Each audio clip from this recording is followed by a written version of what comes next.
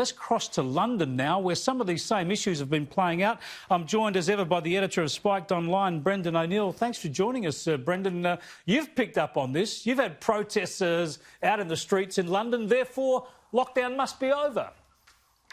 Yeah, it looks like lockdown is over. We have a staggering situation in this country right now. For the past week, all that the media has talked about is Dominic Cummings, Boris Johnson's chief advisor. They've shamed him every single day. It was the only news story in town because he allegedly broke the lockdown by taking his family to Durham in the north of England. And now the same media is cheering on these massive protests, these Black Lives Matter protests, at which hundreds or thousands of people have rubbed shoulders and breathed on each other and broken the lockdown rules enormously.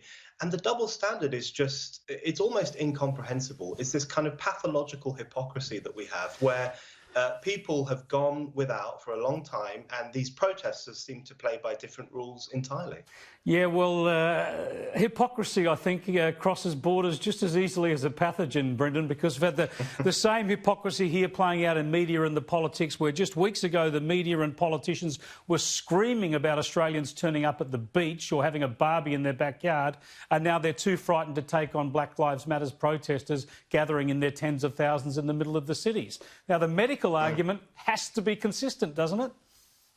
It does have to be consistent. The thing is, I'm sceptical of lockdown. We've had the lockdown in the UK now for over 10 weeks. I think it's having a disastrous impact on our economy. Well, it is. Everyone is predicting a massive economic downturn. People are losing their jobs.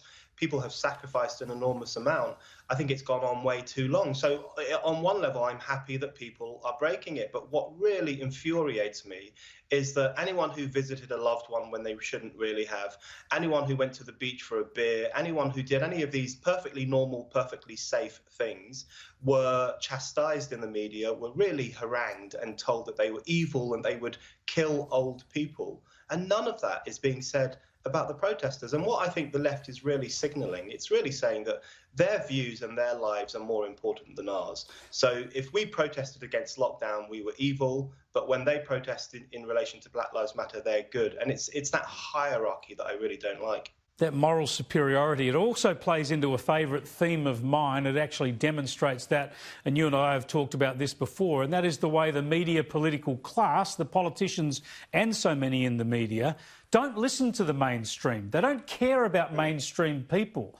They focus on the agitators, the protesters, the people who are on Twitter and marching in the street. We need politicians who'll stick up for the interests of the mainstream. I think that's right. And, we have to bear in mind, especially in the UK, which is very, very different to the US. There's lots of activists in Britain who are trying to compare Britain to America. America does have some specific problems, hangovers from history, particularly in relation to segregated communities, more than in relation to any kind of explicit top-down racism. So there are issues there to be ironed out. But the idea that the UK is the same is a complete and utter fantasy. It's just not true. And giving these people's ideas too much attention, I think, is wrong. We should challenge them. One of the things that's really worried me over the past week or so is the kind of the anti-whiteness element of this, where, we've seen whiteness is now treated almost as an original sin. And we've seen videos of white people on their knees begging Black people for forgiveness. The Archbishop of Canterbury here has called on white Christians to repent their prejudices. We have people like Nigella Lawson saying that all white people are complicit in racism. There's this mainstream view now that all white people are racist. And I think that's really antagonizing community life because, as a matter of fact, most people in the UK, and I would say in the US, are not racist and do want people to have equality and justice. So it's a very divisive campaign, and I think a pushback against it is really in order at the moment. Well, again, it's symptomatic of what we see day in and day out. It's identity politics and the poisonous influence of identity politics. Now, Derek Chauvin,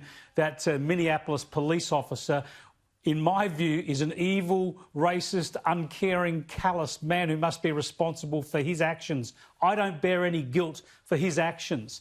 Now, perhaps, as you say, in some of those police forces in the US, they also have systemic problems they need to address. But we have this situation now where we have to bear the guilt, as you say, for any crime by a white person or any crime by a man. Why don't I have to also share the guilt of a crime committed by a black woman, for instance, because we all happen to be human? Why do they have to force everything into an identity basket? I think that's the real problem right now. Identity politics is an incredibly divisive and destructive worldview.